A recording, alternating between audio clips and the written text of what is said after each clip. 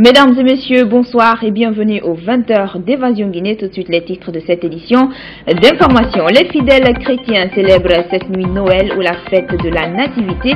Signification, implication et portée religieuse de cette fête dans ce journal. Les commerçants sous l'impulsion du GOA viennent de porter plainte contre X.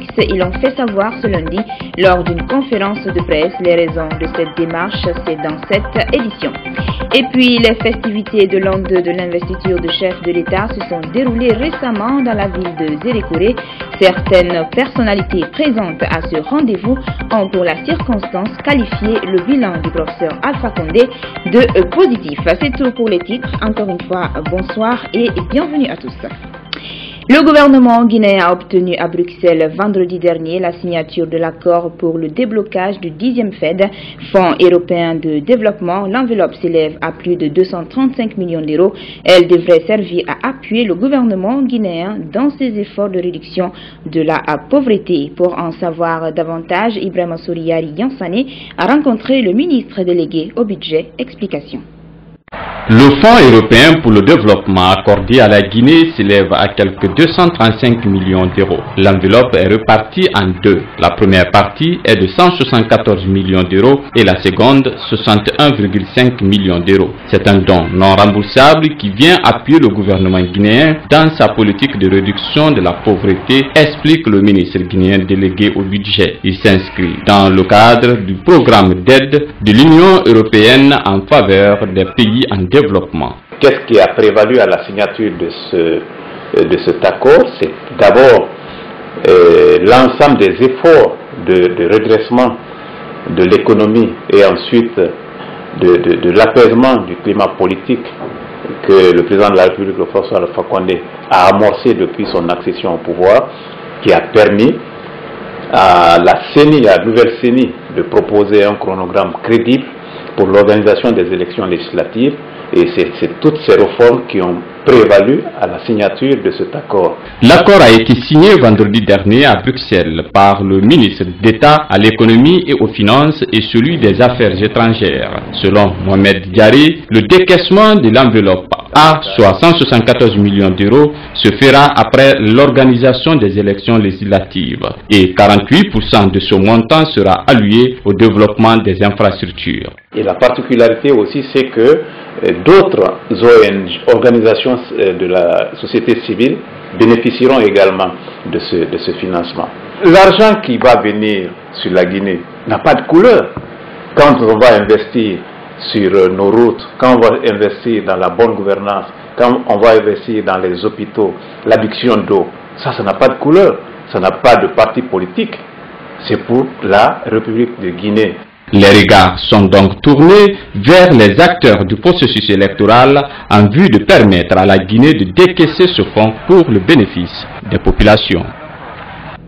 Nous sommes 24 décembre 2012 et dans la nuit du 24 au 25 décembre, les fidèles chrétiens du monde célèbrent Noël ou la naissance de Jésus-Christ de Nazareth. Mais quelle signification revêt cette fête pour les chrétiens? Quelle est sa portée religieuse? Élément de réponse avec Salim Kamara.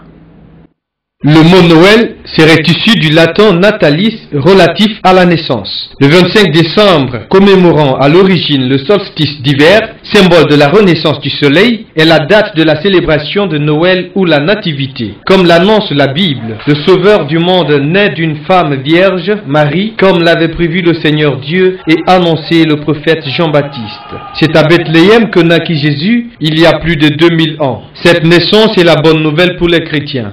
Noël, c'est la nativité de notre Seigneur Jésus-Christ.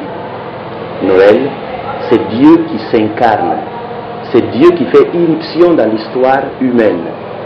C'est Dieu qui devient compagnon de route de l'homme. C'est Dieu qui vient apporter le salut, la paix et la joie à l'humanité entière. 4 semaines de préparation spirituelle ont précédé Noël. C'est le temps de l'Avent, un temps qui permet à chaque croyant en Jésus-Christ de se débarrasser du vieil homme pour se convertir en homme de paix, de justice et d'amour. C'est d'ailleurs le message de Noël. Pendant Noël, le message, c'est que comme le Christ qui vient, il vient nous apporter le salut, la paix et l'amour. Tous les chrétiens sont invités à être artisans d'amour, artisans de réconciliation, artisans de vérité et de justice. Parce que sans ces bases-là, nous ne pouvons rien construire de beau et de durable dans notre pays. Les 24 et 25 décembre, les chrétiens seront donc au rendez-vous pour accueillir une fois de plus l'enfant Jésus dans leur cœur et dans leur vie. Bonne fête de la Nativité. Et cette fête de la Nativité nécessite souvent pour bien des chrétiens une préparation méticuleuse. Ainsi, à Conakry comme à l'intérieur du pays, des fidèles se mettent en quatre pour l'occasion, pour l'aménagement et la décoration des églises, et ce, afin de réserver un accueil digne de nom au Seigneur Jésus-Christ. C'est un reportage de Salim Kamara rendu en studio par Malik Diakiti. La Nativité est une fête commémorée avec soin et disponibilité par les fidèles chrétiens. Après s'être apprêtés spirituellement à accueillir l'enfant Jésus, ils se sont disposés à assainir l'église dans chaque paroisse, comme pour dire que Jésus-Christ doit être accueilli dans la beauté. Noël est une fête très cruciale pour l'église parce que nous devons recevoir le Sauveur. Donc cette joie d'abord je la vis. Si l'église est propre, on fêtera bien. Il y aura les femmes qui doivent venir pour la décoration. Et je vous invite à venir revoir la paroisse demain matin dans sa toute beauté. Le nettoyage, la décoration, la préparation de la crèche sont diverses activités qui ont motivé les jeunes paroissiens. On est venu pour le nettoyage de l'église, l'assainissement de l'alentour de l'église, par groupe de mouvement. Il n'y a pas beaucoup de choses qui restent maintenant. Ma motivation c'est Noël, et Noël c'est la naissance de Jésus. C'est une grande joie, c'est tout cela qui me motive à être présente aujourd'hui, à nettoyer notre église, à la préparer pour recevoir le Christ. Noël est différemment préparé par certaines associations chrétiennes comme la communauté Saint-Égidio. Elle partagera à table le repas avec un bon nombre de pauvres de la ville. Cette année, nous préparons Noël avec les pauvres. Nous voulons donner à manger à plus de 3000 personnes. Nous avons d'abord les mendiants, les personnes âgées, les pauvres, les enfants orphelins. À Noël, nous pensons à eux et nous les invitons. Ces préparatifs auraient débuté depuis plusieurs jours pour rendre effective et agréable la fête de Noël. Noël, c'est aussi une occasion d'offrir des cadeaux aux enfants et aux personnes démunies. De ce fait, très tôt ce matin, beaucoup de fidèles chrétiens se sont rendus dans les marchés pour acheter des présents qu'ils vont offrir à leurs proches. Fanta Conté.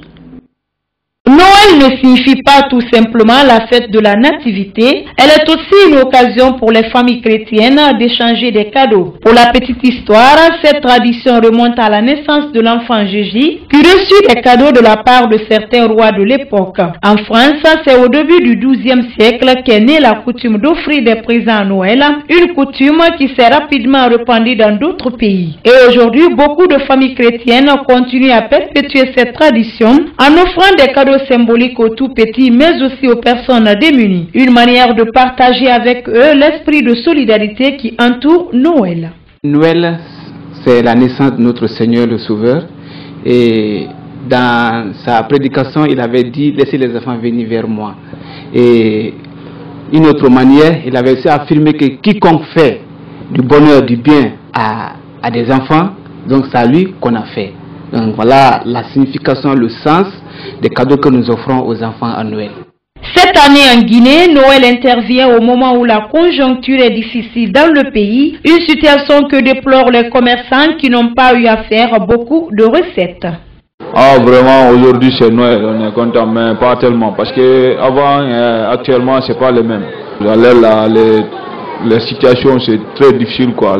Mais malgré la conjoncture, beaucoup de familles chrétiennes ont tenu à respecter la tradition en offrant des cadeaux aux enfants pour leur témoigner leur affection.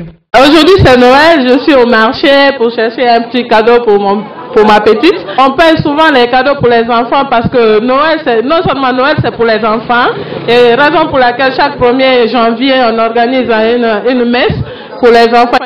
Certaines personnes de bonne volonté et associations profitent également de cette fête de Noël pour penser aux personnes démunies. C'est le cas de la fondation FCDK Prosmi qui a offert le week-end dernier de nombreux lots de cadeaux aux enfants déshérités des orphelinats et des quartiers défavorisés. Un bel exemple à suivre. Bonne fête de Noël à tous. Dans le même registre, la petite enfance à l'honneur à l'occasion de la fête de Noël. Au moins 300 enfants ont bénéficié le week-end dernier de cadeaux à Conakry. C'est un geste de la société EcoBank destiné aux enfants de ses employés. La démarche vise à offrir des moments de retrouvailles afin de rendre heureux les tout-petits. Mamadi Kamisoko.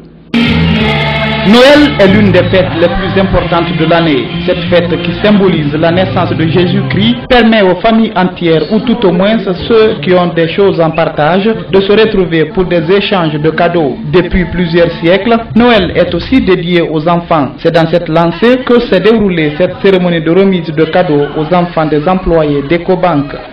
Au-delà de la cohésion et de tous les efforts déployés par les employés au quotidien pour atteindre les objectifs de l'entreprise, nous saisissons des occasions comme les fêtes de Noël, qui au-delà de tout est une fête pour les enfants.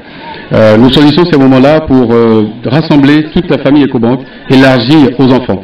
Et c'est en même temps l'occasion pour moi de côtoyer mes collègues avec leur famille, époux, enfants, et partager avec eux. Et aussi, c'est aussi l'occasion pour nos enfants de se côtoyer et de se rencontrer entre eux.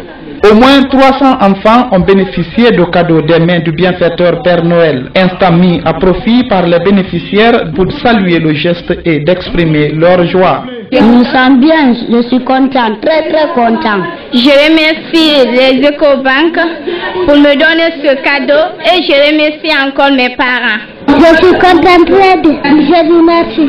L'objectif visé par cette distribution de cadeaux est d'offrir aux tout petits un moment de réjouissance afin qu'ils se sentent heureux, ne serait-ce qu'une fois dans l'année avec d'autres. Autre facette de l'actualité, une plainte déposée contre X, c'est ce que viennent de faire les commerçants qui ont été victimes d'actes de vandalisme lors d'une manifestation de l'opposition. C'était sur l'autoroute Fidel Castro. L'annonce a été faite ce lundi au cours d'une conférence de presse qui s'est tenue au siège du GOA. Les auteurs et commanditaires présumés des actes de vandalisme survenus à Madina lors de la dernière marche autorisée du collectif et de l'ADP pourraient très bientôt comparaître à la justice. Le GOA, groupe organisé des hommes d'affaires, et les victimes viennent de déposer une plainte contre X à la justice. Suite à ces événements, les commerçants victimes encadrés par le GOA ont porté plainte contre X.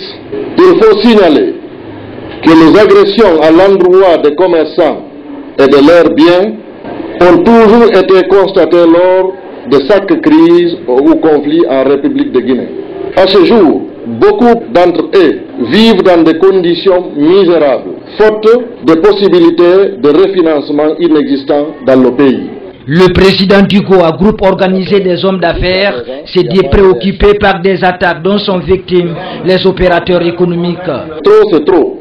Au moment où le pays parle de changement et que les efforts doivent être consentis, non seulement pour attirer de nouveaux investisseurs, mais aussi pour sécuriser les investisseurs nationaux et internationaux déjà installés, l'agression répétée à l'endroit des opérateurs économiques ne sont pas de nature à sécuriser l'environnement des investissements.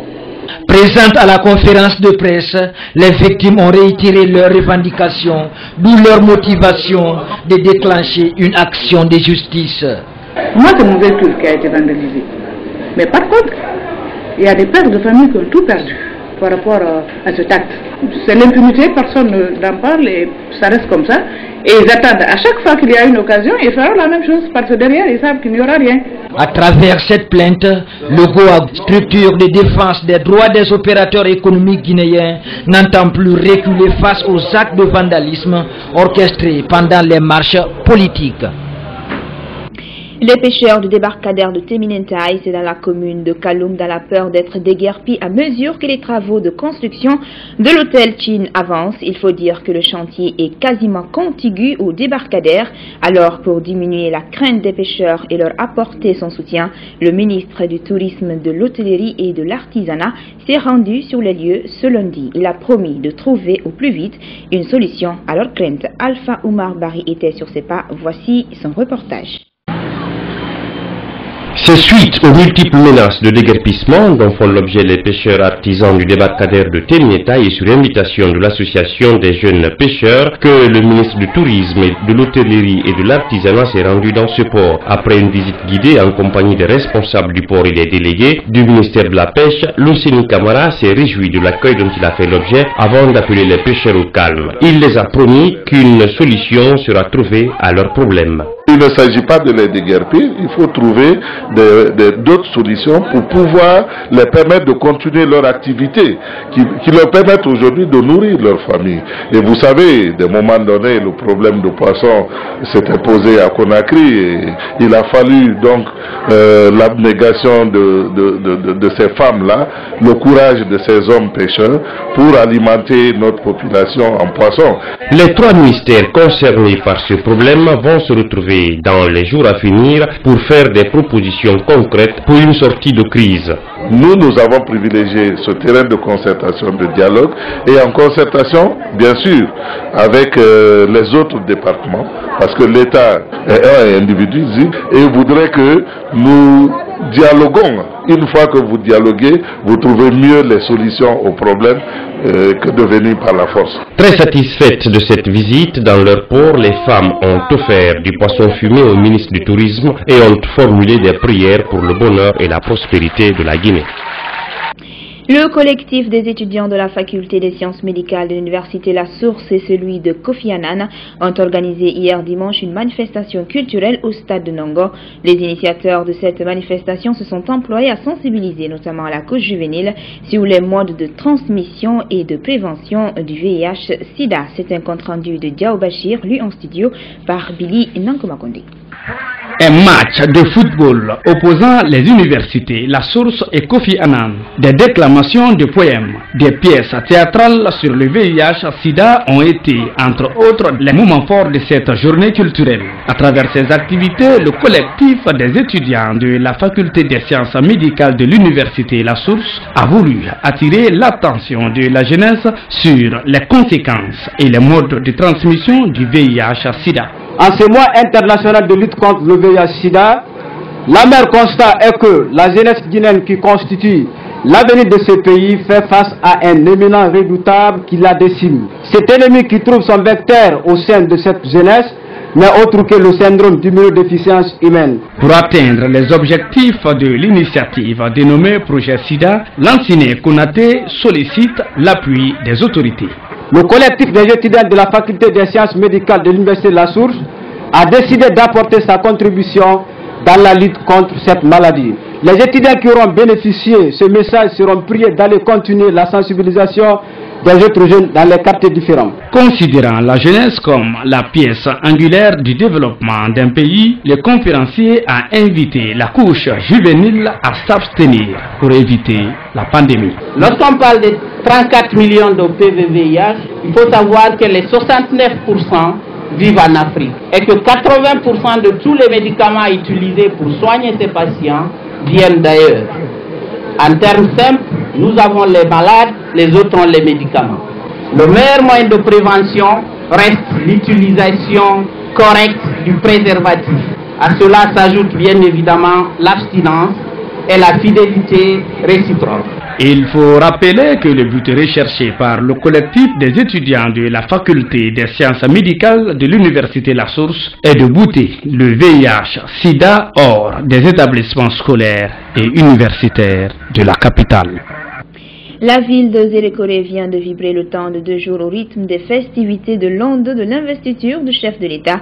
Ces festivités s'y sont déroulées en présence de nombreuses personnalités de haut rang, occasion pour certaines d'entre elles de vanter et magnifier le bilan à mi-parcours du professeur Alpha Condé. Fouté Camara.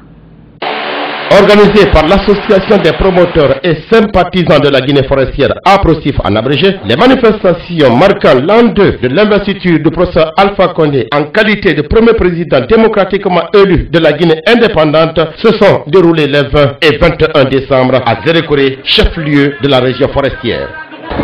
Je tiens ici à féliciter et à remercier les braves populations de la Guinée forestière pour la puissante mobilisation et surtout la qualité de l'organisation et de l'accueil dont elles viennent de faire montre. Les membres du gouvernement invités à la manifestation se sont succédés à la tribune et chacun, dans sa langue maternelle, a rendu hommage au professeur Alpha Condé avant de mettre un accent particulier sur les acquis démocratiques et sa bonne gouvernance. Madame Nantene Konate, ministre d'État à la présidence chargée des affaires politiques et marraine de la manifestation, a, au nom du président de la République, remercié les populations de la Guinée forestière pour leur mobilisation avant d'inviter les uns et les autres à soutenir le projet de société du professeur Alpha Condé, et cela pour une Guinée émergente. Nous ne passerons pas cependant sous silence la réduction du déficit budgétaire. L'atteinte du point d'achèvement de l'initiative PPTE en est la meilleure illustration. La paix et l'unité nationale étaient les maîtres mots de cette manifestation. Si l'an 2 de l'investiture du professeur Alpha Condé à la tête de la République de Guinée a été célébré avec succès à Zérékoré, les regards sont donc tournés vers l'an 55 de notre indépendance, prévu dans la même ville, avec bien sûr des préalables. Préalables parmi lesquels on peut citer la réhabilitation des axes routiers qui mènent à Zérékoré. La sous-préfecture de Bouramaya, c'est dans la préfecture de Dubrika, théâtre de la commémoration du 4e anniversaire de la mort du président Lansana Conté. C'était à la faveur d'une cérémonie solennelle empreinte d'émotion et de recueillement. Parents, amis proches et anciens collaborateurs du président défunt lui ont, pour la circonstance, rendu hommage et vanté ses qualités. Reportage Diao Bachir. Ce 4e Fidaou, organisé par la famille Conté à Bouramaya, a connu une grande mobilisation. La cérémonie a réuni autour de l'ancienne première dame Henriette Conté, amis, anciens collaborateurs et sympathisants du défunt général Lansana Conté. Après donc quelques poignées de main empreintes d'émotion, l'heure était au dépôt des gerbes de fleurs sur la tombe du défunt. Un geste apprécié par le porte-parole de la famille Conté qui a d'abord remercié les autres avant de lancer un appel à la paix, à l'unité nationale et à la réconciliation. L'occasion a été aussi mise à profit par Ela Serouna Souma pour exposer un certain nombre de doléances au chef de l'État.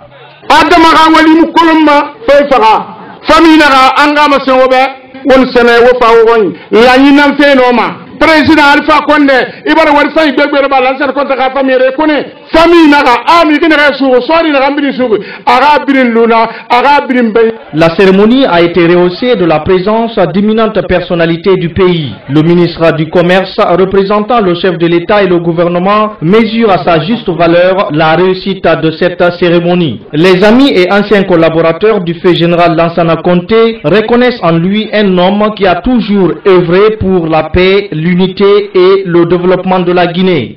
1959, Kankan. Allez, sergent ne dit, ne sergent ne dit. Akamma Kunkoro, un concours que est l'école militaire là. Ambora, Akamma Kunkoro. Alaka lekem mansadi ambekuna. Président Lansana Conté a fait, Ene Falama, Etan Yatila Haraimuno Mabirin Falade, Hakema Abara Wali, Ayon Sotogono. Nous sommes très fiers d'avoir eu cet honneur d'être les ministres du général Lansana Conté. Et je crois que nous continuons à l'assumer parce que nous croyons en l'homme. Nous connaissions son attachement à la paix et à l'unité de notre pays. A noter que le gouvernement a offert à la famille Conté une enveloppe symbolique de 60 millions de francs guinéens. C'est ainsi que se referme cette édition d'information. Merci de l'avoir suivi. L'info, c'est aussi sur notre site internet, le www.groupeevasionguinée.info. Excellente suite de programme à notre compagnie et encore une fois, joyeux Noël à tous.